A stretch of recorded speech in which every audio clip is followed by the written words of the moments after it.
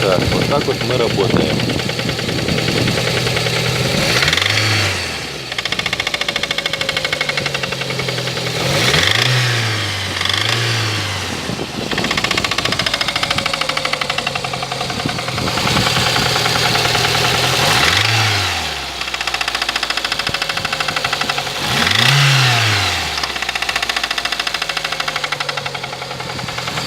Вот такое стучание у нас.